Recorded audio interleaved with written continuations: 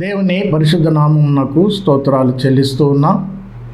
ప్రభువునందు ప్రియమైనటువంటి సహోదరి సహోదరులందరకు ప్రభువును రక్షకుడైన యేసుక్రీస్తు వారి యొక్క ప్రశస్తమైన నామమున ప్రేమ వందనాలు తెలియజేస్తూ, ఆయన వాక్యమే సత్యము అనేటువంటి కార్యక్రమానికి మిమ్మల్ని అందరినీ కూడా ప్రేమతో ఆహ్వానిస్తూ ఉన్నాను. ప్రభువునందు ప్రియమైనటువంటి సహోదరి సహోదరులారా, మరి ఈ దినాలలో మనము యోసేపు జీవితాన్ని గురించి మనం ధ్యానం చేస్తూ ఉన్నాం. యోసేపు జీవితము చాలా శ్రేష్టమైనది. యోసేపు జీవితంలో మన ప్రభు అయిన యేసుక్రీస్తు వారి యొక్క లక్షణాలు మనకి కొన్ని ఆయనలో మనం చూడవచ్చు. కాబట్టి యోసేపు జీవితం ద్వారా మనం నేర్చుకునేటువంటి సత్యాలను మనము అనుదిన జీవితంలో అనుసరిస్తూ మరి ఆయన వలె ప్రకాశించాలనే ఉద్దేశంతో దేవుడు మనకు ఈ ధ్యానాలను అనుగ్రహిస్తూ ఉన్నారు. ప్రియులారా, మరి ఈ సమయంలో దైవ గ్రంథములో నుండి ఆదికాండ గ్రంథం 37వ అధ్యాయము మొదటి 4 వచనాలు మనం చదువుకుందాం. యాకోబు తన తండ్రి పరవాసిగా ఉండిన కనాను దేశములో నివసించెను. యాకోబు వంశావళి ఇది. యోసేపు 17 ఏండ్ల వాడై తన సహోదరులతో కూడా మందను మేపుచుండెను. అతడు చిన్నవాడై తన తండ్రి భార్య అయిన బెల్హా కుమారుల యొద్దను జల్ఫా కుమారుల యొద్దను ఉండెను. అప్పుడు యోసేపు వారి చెడుతనమును గూర్చిన సమాచారము వారి తండ్రి యొద్దకు తెచ్చుచుండువాడు. మరియు యోసేపు ఇశ్రాయేలు వృద్ధాప్యమందు పుట్టిన కుమారుడు గనక తన కుమారులందరికంటే ఎక్కువగా అతన్ని ప్రేమించి అతని కొరకు విచిత్రమైన నిలువుటంగి కుట్టించాను. అతని సహోదరులు తమ తండ్రి అతనిని తమ అందరికంటే ఎక్కువగా ప్రేమించుట చూచినప్పుడు వారు అతని మీద పగబట్టి అతనిని క్షేమ సమాచారమైనను అడుగలేకపోయిరి. ప్రార్థన చేసుకుందాం.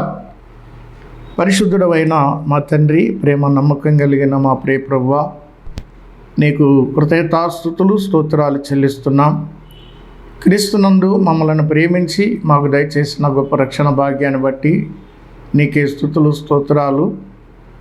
మా ప్రభా, మా జీవితాలను బాగు చేయటం కొరకు, మమ్మలను నీ వాక్యం ద్వారా సరిచేయటం కొరకు, నీవు మమ్మలను నీ వాక్యం చేత సంధిస్తున్న విధానాన్ని బట్టి మీకే స్తుతులు స్తోత్రాలు చెల్లిస్తున్నాం. మా ప్రభా, నీ గ్రంథములో నీ మాటలు చదువుకున్నాం. నీ మాటలను మీరే మాకు తేటగా వివరించి బోధించండి. ఇందులో ఉన్న సత్యాలు సారము మేము గ్రహించుకొని గైకొని ఆ వాక్య ప్రకారంగా జీవించేటువంటి కృపను మాకందరికీ కూడా మీరే దయచేదురని మా రక్షకుడు ప్రభు అయిన యేసుక్రీస్తు నామములో స్తోత్రాలు చెల్లించి ప్రార్థించి వినయంతో వేడుకొనిచున్నాము తండ్రి, ఆమేన్. ప్రభునందు ప్రియమైన సహోదరి సహోదరులారా, యోసేపు జీవితంలో ఆయన బ్రతికిన 110 సంవత్సరాల కాలంలో ఆయన జీవితాన్ని 3 భాగాలుగా గనక విభజించినట్లయితే మొదటి 17 సంవత్సరాలు మరి తండ్రి యొక్క ప్రేమను పొందినటువంటి వాడుగా మనకు కనబడతా ఉన్నాడు. అలాగే 17 నుండి మరి 30 సంవత్సరాల వయసు వరకు, అనగా దాదాపు 13 సంవత్సరాల కాలం ఆయన అనేక విధాలుగా శోధించబడుతూ ఆయన జీవితాన్ని మరి కొనసాగించినట్టుగా మనం చూస్తూ ఉన్నాం. అలాగే మరి 30 నుండి 80 సంవత్సరాల కాలం, అంటే 30 నుండి 110 సంవత్సరాల వరకు, అనగా దాదాపు 80 సంవత్సరాలు ఆయన జయ జీవితాన్ని జీవించినట్టుగా, మరి విజయుడై విజయోత్సాహంతో ఆయన జీవించినట్టుగా మనము చూస్తూ ఉన్నాం. ప్రియులారా, బాల్యము మరి ఎంతో ప్రేమించబడ్డాడు, తండ్రి ప్రేమలో ఎదిగాడు. అయితే మరి 17 నుండి 30 సంవత్సరాల వయసు వరకు మరి ఆయన ఎన్నో శోధనల గుండా ఆయన ప్రయాణం చేసినట్టుగా మనం చూస్తూ ఉన్నాం. ఎన్నో శ్రమలు, కష్టాలు, బాధలు ఆయన అనుభవిస్తూ ఆయన పరిశోధించబడుతూ ఆయన మరి తన జీవితాన్ని కొనసాగించాడు. అందుకనే యోసేపు జీవితంలో ఆయన పొందినటువంటి శ్రమల కాలం ఆ 13 సంవత్సరాలు కూడా మరి శ్రేష్టమైనటువంటి తన జీవితాన్ని మరి కాపాడుకున్నాడు. తన విశ్వాసాన్ని కాపాడుకుంటూ మరి ఎన్ని శ్రమలు వచ్చినా, కష్టాలు వచ్చినా దేవుని యందు తనకున్నటువంటి నిరీక్షణ ఏమాత్రం కూడా కోల్పోకుండా, విడిచిపెట్టకుండా విశ్వాసము కలిగి తన యొక్క జీవితాన్ని ఆ శోధన కాలంలో సహిస్తూ ముందుకు కొనసాగించాడు. తర్వాత మరి విజయుడై జయ జీవితాన్ని జీవిస్తూ విజయాన్ని పొంది ఆయన తన జీవితాన్ని ముగించినట్టుగా మనం చూస్తూ ఉన్నాం. ప్రియులారా, మనం చదువుకున్నటువంటి ఈ వాక్య భాగంలో యాకోబు తన తండ్రి పరవాసిగా ఉండిన కనాను దేశంలో నివసించెను అని మరి యాకోబు గురించి ఒక్క మాట ఇక్కడ రాయబడి ఉంది. మరి ఇశ్రాయేలీయుల యొక్క పితరులు అనగా అబ్రహాము, ఇస్సాకు, యాకోబు అనేటువంటి వీరు మరి దేవుడు వాగ్దానం చేసినటువంటి ఆ కనాను దేశములో వారు పరవాసులుగానే జీవించారు. దేవుడు వారికి వాగ్దానం చేశాడు.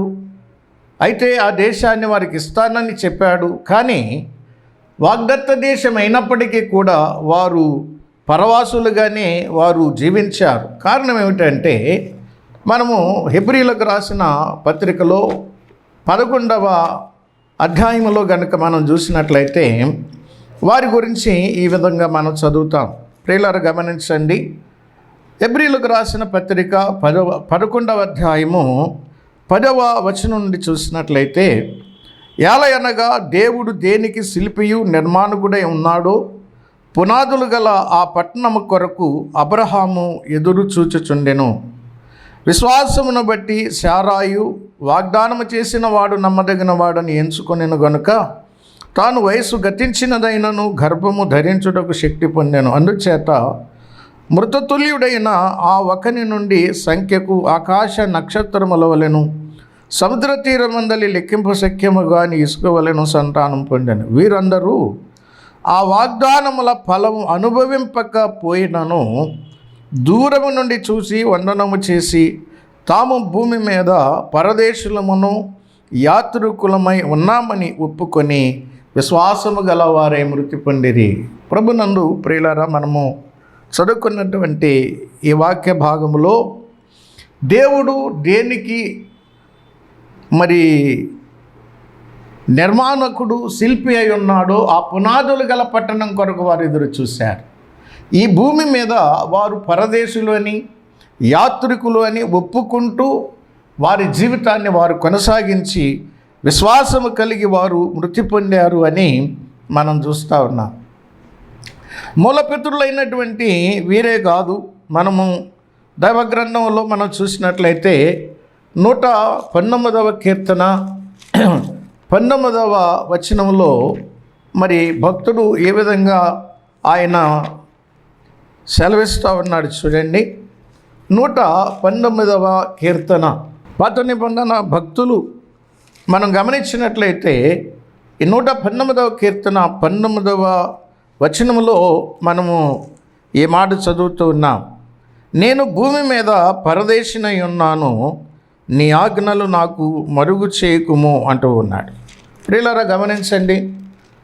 మాత్రమే కాదు, మరి 54వ వచనంలో కూడా ఈ మాట మనం చదువుతూ ఉన్నాం. 54వ వచనాన్ని మనం గమనించినట్లయితే చూడండి, ఇక్కడ కూడా ఒక మాట చదువుతూ ఉన్నాం. యాత్రికుడనైన నేను నా బసలో పాటలు పాడుటకు నీ కట్టడలు హేతువులాయను అంటాడు. అలాగైతే భూమి మీద నేను పరదేశిని, ఈ భూమి మీద నేను ఒక యాత్రికుణ్ణి అని వారు ఒప్పుకుంటూ దేవుని సన్నిధిలో వారు ప్రార్థిస్తూ ఉన్నారు. మాత్రమే కాదు, దినవృత్తాంతముల మరి మొదటి గ్రంథములో 29వ అధ్యాయములో నాయన రాజు అయినటువంటి దావీదు కూడా ఈ మాట చెప్తూ ఉన్నాడు. చూడండి, దినవృత్తాంతాల మొదటి గ్రంథము 29వ అధ్యాయము 15వ వచనాన్ని మనం గమనించినట్లయితే, మా పితరులందరి వల్లనే మేమును నీ సన్నిధిని అతిథులమును పరదేశులమై ఉన్నాము అని ఇక్కడ దావీదు తన ప్రార్థనలో దేవుని సన్నిధిలో ఈ మాట సెలవిస్తూ ఉన్నాడు. మా పితరుల వల్లనే అన్నాడు అంటే అబ్రహాము, ఇస్సాకు, యాకోబుల వలె మేము కూడా నీ సన్నిధిలో మేము అతిథులము, ఈ భూమి మీద మేము యాత్రికులము, ఈ భూమి మీద మేము పరదేశులము అని ఇక్కడ యాకోబు భక్తుడు చెప్పినట్టుగానే ఇక్కడ దావీదు కూడా మాట్లాడుతూ ఉన్నాడు. ప్రియులారా గమనించండి, లేవియకాండంలో ప్రభువైనటువంటి దేవుడు ఆనాడు ఇశ్రాయేలు ప్రజలకు కూడా ఈ మాట చెప్పాడు. చూడండి, లేవియకాండము 25వ అధ్యాయము 23వ వచనాన్ని కనుక మనం గమనించినట్లయితే, ప్రభువైనటువంటి దేవుడు వారితో సెలవిచ్చినటువంటి మాట ఈ విధంగా ఉంది.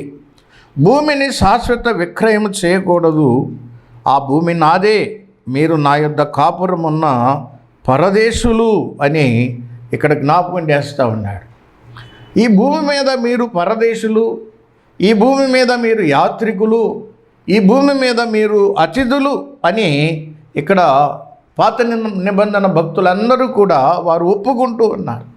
కాబట్టి ప్రియులారా, మనం కూడా గుర్తుపెట్టుకోవాలి, మనము ఈ భూమి మీద పరదేశులము, యాత్రికులమై ఉన్నాము అనేటువంటి సత్యాన్ని మనము ఎరిగి ఉండాలి అని భక్తుడైనటువంటి పేతురు కూడా ఈ మాట చెప్తూ ఉన్నాడు. పేతురు పత్రిక మొదటి పత్రిక 2వ అధ్యాయము 11వ వచనంలో మనం చూసినట్లయితే అపొస్తలుడైనటువంటి పేతురు ఈ మాటలు మనకి జ్ఞాపకం చేస్తూ ఉన్నాడు. ఏమన్నాడు అంటే, ప్రియులారా, మీరు పరదేశులను యాత్రికులనై ఉన్నారు కనుక ఆత్మకు విరోధముగా పోరాడు శరీరాశలను విసర్జించి. ప్రియులారా గమనించండి, మీరు భూమి మీద పరదేశులను యాత్రికులనై ఉన్నారు అన్నాడు.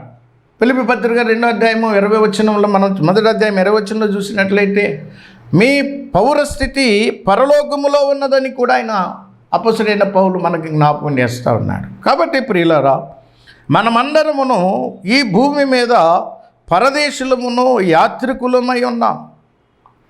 మనం ఈ భూమి మీద అతిథులమై ఉన్నాం. కాబట్టి మన శరీరాశలను అనుసరించి ప్రవర్తించక, ఎందుకంటే ఈ భూమి మీద ఉన్నటువంటి మనము, శరీరములో ఉన్నటువంటి మనము ఆత్మకు విరోధంగా పోరాడేటువంటి శరీరాశలను మనము విసర్జించి బతకాలి అని దేవుని వాక్యం ఇక్కడ మనకు సెలవిస్తూ ఉన్న ప్రియులారా. మాత్రమే కాదు, యోహాను రాసినటువంటి మొదటి పత్రిక 2వ అధ్యాయము 15-16 వచనాల్లో మనం చూసినట్లయితే, ఈ లోకమునైనను లోకములో ఉన్న వాటినైనను ప్రేమింపకుడి, ఎవడైనను లోకమును ప్రేమించిన యెడల తండ్రి ప్రేమ వానిలో ఉండదు. లోకములో ఉన్నదంతయు అనగా శరీరాశయు, నేత్రాశయు, జీవపు డంబమును తండ్రి వలన పుట్టినవి కావు, అవి లోక సంబంధమైనవి.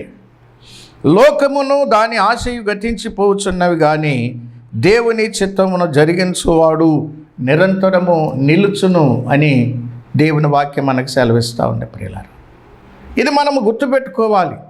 ఆనాడు యాకోబే కాదు, ఇస్సాకే కాదు, అబ్రహామే కాదు, పాత నిబంధన భక్తులందరూ కూడా వారు ఒప్పుకుంటూ వచ్చినటువంటి విషయం ఏంటంటే, మేము ఈ భూమి మీద పరదేశులము, యాత్రికులము, మేము నీ సన్నిధిలో అతిథులము అని ఒప్పుకుంటూ వచ్చారు. కాబట్టి మనం గుర్తుపెట్టుకోవాల్సింది ఏంటంటే ప్రియులారా, మన ఆత్మకు అంటే దేవుని ఆత్మకు విరోధంగా పోరాడేటువంటి శరీరాశలను మనం విసర్జించాలి అన్నాడు. రెండవదిగా మనం చూస్తున్నాం, యోహాను భక్తుడు తన మొదటి పత్రికలో రాయబడినట్లుగా ఆయన ఏమంటున్నాడు అంటే, ఈ లోకమునైనను లోకములో ఉన్న వాటినైనను మీరు ప్రేమింపకండి, ఎందుకంటే ఇది తండ్రి వల్ల కలిగింది కాదు, లోకములో ఉన్నదంతా కూడా శరీరాశ, నేత్రాశ, జీవపు డంబం. కాబట్టి ఈ లోకము దాని ఆశ గతించిపోతుంది, కానీ దేవుని చిత్తమును జరిగించేవాడు నిరంతరము నిలుచును అనే మాట మనం ఇక్కడ చదువుతూ ఉన్నాం. అంత మాత్రమే కాదు, కొలస్సీ పత్రిక 3వ అధ్యాయము, కొలస్సీ పత్రిక 3వ అధ్యాయములో మరి 1 నుండి 5 వచనాలు కనుక మనం గమనించినట్లయితే ఇక్కడ కూడా ఒక మాట అపొస్తలుడైనటువంటి పౌలు విశ్వాసులకు జ్ఞాపకం చేస్తూ ఉన్నాడు. మీరు క్రీస్తుతో కూడా లేపబడిన వారైతే పైనున్న వాటినే వెదుకుడి, అక్కడ క్రీస్తు దేవుని కుడిపార్శ్వమున కూర్చుండి ఉన్నాడు. పైనున్న వాటి మీదనే కానీ భూసంబంధమైన వాటి మీద మనస్సు పెట్టుకొనకండి అన్నాడు. ఎందుకంటే ఈ భూమి మీద మనము యాత్రికులమును, పరదేశులమై ఉన్నాం కాబట్టి ఈ భూ సంబంధమైన వాటి మీద అసలు మనకు మనసే ఉండకూడదు. పైనున్న వాటిని మనము పరసంబంధులం, పరలోకములో ఉన్న వాటిని మనము అపేక్షించాలి, పరలోకములో ఉన్న వాటి మీదనే మన మనసు పెట్టాలి. పరలోకము నుండి దిగి వచ్చేటువంటి మన ప్రభు అయినటువంటి యేసుక్రీస్తు వారి కొరకు మనం ఎదురు చూస్తూ ఈ భూమి మీద మనం ఒక యాత్రికుల వలెను, అతిథుల వలెను, పరదేశుల వలెను మనము జీవించాలని మనము దేవుని యొక్క వాక్యములో హెచ్చరిక చేయబడతా ఉన్నాం ప్రియులారా. కాబట్టి ప్రియులారా, మనము ఎల్లప్పుడూ కూడా గుర్తుంచుకోవాల్సినటువంటి మాట ఏంటంటే ఈ భూమి మనది కాదు, దేవునిది. ఈ భూమి మీద మనము యాత్రికులము, ఈ భూమి మీద మనం పరదేశులము, ఈ భూమి మీద మనము అతిథులము అనేటువంటి సత్యాన్ని మర్చిపోకుండా మనము జాగ్రత్త పడాలని దేవుని యొక్క వాక్యాన్ని బట్టి నేను మనవి చేస్తూ ఉన్నాను. మన వాక్య ధ్యానంలోనికి వద్దాం. ఆదికాండము 37వ అధ్యాయము మరి 1వ వచనంలో మనం చదువుకున్నాం. యాకోబు ఈ భూమి మీద పరదేశిగాను యాత్రికునిగాను ఆయన జీవించాడు. ప్రియులారా గమనించండి. అయితే ఇక్కడ చూడండి, ఆదికాండ గ్రంథం 37వ అధ్యాయము 2వ వచనములో యాకోబు వంశావళి ఇది. యోసేపు 17 ఏండ్ల వాడై తన సహోదరులతో కూడా మందను మేపుచుండెను. ప్రియులారా, యోసేపు ఇక్కడ 17 ఏండ్ల వయస్సులో మరి చక్కగా తండ్రి యొక్క మందను ఆయన మేపుతూ ఉన్నాడు. వాస్తవంగా 17 సంవత్సరాల వయసు అనేది అది టీనేజ్ అంటారు. మరి టీనేజ్ వయస్సులో మరి యవనస్తులైనటువంటి పిల్లలు ఎలా ఉంటున్నారో మనకు బాగా తెలుసు. కానీ ఇక్కడ యోసేపును మనము గమనిస్తే ఈ యవనస్తుడు టీనేజ్లో ఉన్నటువంటి యోసేపు ఏం చేస్తున్నాడు అనేది మనం చూసినట్లయితే ఇక్కడ తన తండ్రి మందను మేపుతున్నాడు, తన తండ్రి మందను మేపుతూ ఉన్నాడు. అంటే ఒక బాధ్యత కలిగినటువంటి మరి బిడ్డగా యోసేపు జీవితంలో ఇక్కడ మనకు కనబడతా ఉన్నాడు. ప్రియులారా చూడండి, యోసేపు తన తండ్రి మందను మేపుతూ ఉన్నాడు. ఒక బాధ్యత కలిగినటువంటి బిడ్డగా ఇక్కడ మనకు కనబడతా ఉన్నాడు. ఆ యవ్వన కాలంలో తన ఇష్టానుసారంగా జీవించినటువంటి వాడు కాదు.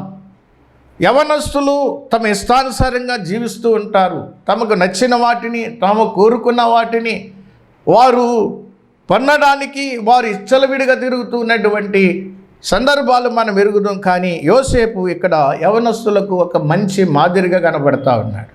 టీనేజ్లో ఉన్నటువంటి ఆడపిల్లలకు కానీ మగపిల్లలకు కానీ యోసేపు ఇక్కడ మంచి మాదిరి. ఎందుకంటే ఒక బాధ్యత కలిగినటువంటి వ్యక్తిగా మనకి ఇక్కడ కనపడతా ఉన్నాడు.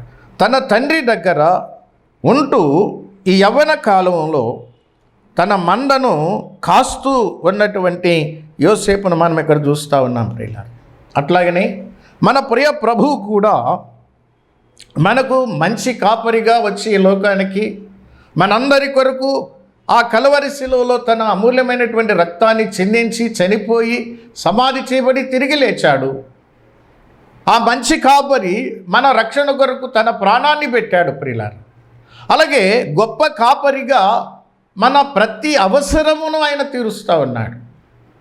అలాగే ప్రధాన కాపరిగా ఆయన రేపు మరలా మనలందరినీ కూడా తన ఎదుట ఉంచుకోవటం కోసము ఆ పరలోకానికి ఆయన తీసుకొని పోవడానికి ఆయన రెండవసారి రాబోతూ ఉన్నాడు అనేది మన ప్రభువైన యేసుక్రీస్తు వారు గూర్చినటువంటి సత్యం. కాబట్టి ప్రియులారా, మందను కాస్తున్నటువంటి యోసేపు మన ప్రభు అయినటువంటి యేసుక్రీస్తు వారికి సాదృశ్యంగా కనబడతా ఉన్నాడు. తండ్రి చేత పంపబడి మంద కొరకు ప్రాణం పెట్టి తిరిగి లేచినటువంటి యేసుక్రీస్తు ప్రభు మంద యొక్క అవసరాలన్నీ తీరుస్తూ ఉన్నాడు. ఈ మందకు ఆయన కాపరిగా ఉన్నాడు. ఈ మందను ఆయన మేపుతూ ఉన్నాడు. ఈ మందను ఆయన భద్రపరుస్తూ ఉన్నాడు. ఈ మందను ఆయన నడిపిస్తూ ఉన్నాడు. ఈ చిన్న మందను ఆయన ఎంతో భద్రంగా కాపాడుతూ ఉన్నాడు. ఎందుకంటే ఈ మంద కొరకు ఆయన ప్రాణం పెట్టాడు. ప్రాణం పెట్టినటువంటి ఈ మందను ఆయన ఎంతో జాగ్రత్తగా చూసుకుంటూ ఉన్నాడు. ప్రియులారా, ఆ మందలో ఉన్నటువంటి నీవు నేను ఆయన కాపుదల కింద, ఆయన మేపుదల కింద, ఆయన నడుపుదల కింద ఉంటే మనకెంతో క్షేమం, మనకెంతో భద్రత, మనకెంతో జీవన. ప్రియులారా, ఈనాడు కాపరి యొక్క అధ్యమాయిషిలో లేకుండగా, కాపరి యొక్క మార్గములో లేకుండగా, కాపరి యొక్క ఆధీనంలో లేకుండగా తప్పి తిరుగుతున్నటువంటి గొర్రెలు ఎన్నో మనం చూస్తూ ఉన్నాం. మనం ఒకప్పుడు దారి తప్పినటువంటి గొర్రెలమే, పనికి మాలిన వారమై నశించిన గొర్రెలమే. కానీ ప్రభు మనలను ప్రేమించి తన కృప చేత రక్షించి ఆయన తన మందలో చేర్చుకుని, తన మందలో మనల్ని ఉంచుకుని ఆయన మేపుతున్నాడు, కాపాడుతున్నాడు, నడిపిస్తూ ఉన్నాడు. అయితే ఈ గొర్రె ఈ కాపరిని అనుసరించవలసిన గొర్రెగా ఉన్నది. ప్రియులారా, మన మంచి కాపరి మన కొరకు ప్రాణం పెట్టి తిరిగి లేచాడు. మన గొప్ప కాపరి మన ప్రతి అవసరాన్ని తీరుస్తున్నాడు. కాబట్టి ప్రధాన కాపరిగా ఆయన ఈ లోకానికి వచ్చేంత వరకు, మనం ఈ లోకాన్ని విడిచేంత వరకు కూడా ఆ మంచి కాపరిని మనము అనుసరిస్తూ ఉండాలి. ఆ కాపరిని మనము వెంబడిస్తూ ఉండాలి. ఆ కాపరి యొక్క మార్గములో మనం జీవిస్తూ ఉన్నప్పుడు ఆ కాపరి మనకి ఏది పెడుతున్నాడు అది తింటూ, ఆయన ఎక్కడికి నడిపిస్తున్నాడో ఆ స్థలానికి నడిపించబడుతూ, ఆ కాపరి యొక్క ఆధీనంలో, ఆయన ప్రభుత్వంలో మనం ఉన్నట్లయితే మనకెంతో క్షేమము, భద్రత ఉంటుందని నేను జ్ఞాపకం చేస్తూ ఉన్నాను. మందను కాస్తున్నటువంటి యోసేపు కూడా ఒక గొర్రె లాంటి వాడే. ఎందుకంటే అందరూ గొర్రెలే. అయితే గొర్రెలన్నీ దారి తప్పి నశించిపోయినప్పుడు ఈ నశించిన ఈ గొర్రెలను వెనక్కి రక్షించి తన మందలో చేర్చుకున్నాడు ఈ మంచి కాపరి. అయితే యోసేపు ఒక కాపరి అయినప్పటికీ కూడా తనను కాపాడేటువంటి కాపరి, మంచి కాపరి మన ప్రభువైన యేసుక్రీస్తు. అందుకనే ఆ మంచి కాపరి యొక్క ఆధీనంలో ఉన్నాడు యోసేపు. మంచి కాపరి ఏ విధంగా ఆయన నడిపిస్తున్నాడో, ఏ విధంగా ఆయనను మరి కాపాడుతున్నాడో మనము ఆయన శోధన కాలం అంతట్లో కూడా మనం చూడొచ్చు.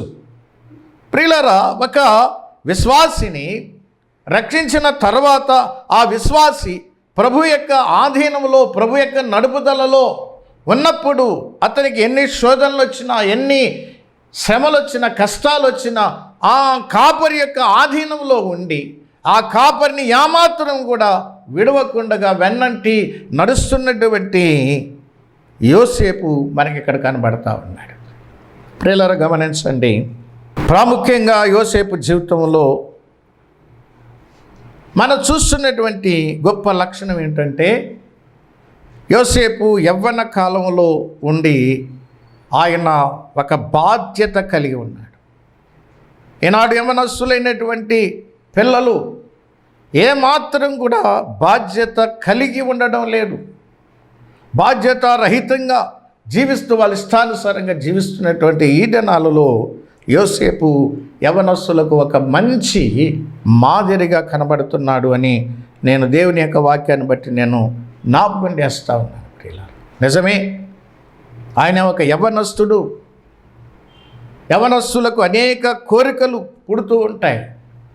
ఈ లోకములో ఉన్నటువంటి యవనస్తుల యొక్క కోరికలను, అనగా చెడ్డ కోరికలను మరులుగొలిపేటువంటి సాధనాలు ఎన్నో ఈ భూమి మీద ఉన్నాయి. అందులో విశేషంగా ఈనాడు వాడకంలో ఉన్నటువంటి ఈ సెల్ ఫోను అనేది యవనస్తులను భ్రష్టులుగా, మరి పనికి మాలినటువంటి వారినిగా, నాశనానికి నడిపించేటువంటి ఒక బలమైన సాధనంగా మనము ఈ సెల్ ఫోన్ గురించి చెప్పుకోవచ్చు ప్రియులారా. కాబట్టి ప్రియమైన వారలారా గమనించండి, టీనేజ్లో ఉన్నటువంటి యోసేపు ఒక పని కలిగి ఉన్నాడు. తండ్రి మందను ఆయన కాస్తూ ఉన్నాడు తన సహోదరులతో కలిసి. ఇక్కడ మనం చదువుకున్నాం,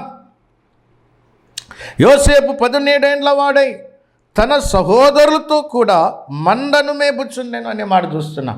సహోదరులతో కలిసి, తనకంటే పెద్దవారైనటువంటి తన అన్నలతో కలిసి, తన 10 మంది అన్నలతో కలిసి ఈ చిన్నవాడైనటువంటి యోసేపు ఆ మందను కాస్తూ ఉన్నాడు, ఆ పనిలో ఉన్నాడు, ఒక బాధ్యత కలిగి ఉన్నాడు. ప్రియులారా, ఇది మనం గుర్తుపెట్టుకోవాలి.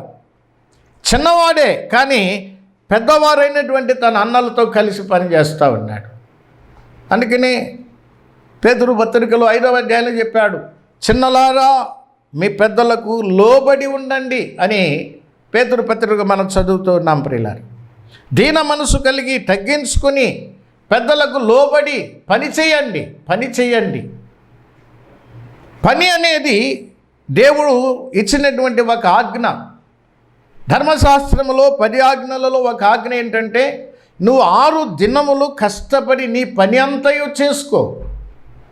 పని చేయనటువంటి వాడు సోమరి.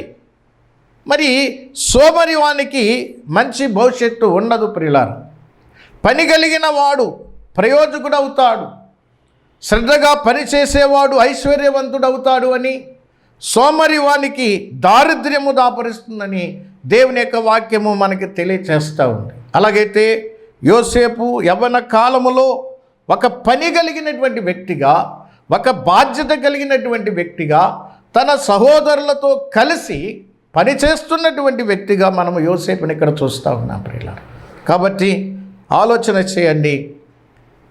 వాక్యాన్ని బట్టి నడుచుట ద్వారా మన జీవితాలకు ఎంతో మేలు క్షేమం కలుగుతుందని మనం చేస్తూ ఈ మాటలు ముగిస్తూ ఉన్నాను. దేవుడి మాటలు దీవించి ఆశీర్వదించునుగాక. పరిశుద్ధుడా, ప్రేమగల తండ్రి, ఈ మాటల ద్వారా మేము నేర్చుకున్నటువంటి సత్యాన్ని అనుసరించి నడుచుకునే కృపను మాకందరికీ దయచేయమని మా రక్షకుడు ప్రభువైన యేసుక్రీస్తు నామమున స్తుతులు చెల్లించి ప్రార్థించి వేడుకుంటున్నాము తండ్రి. ఆమేన్.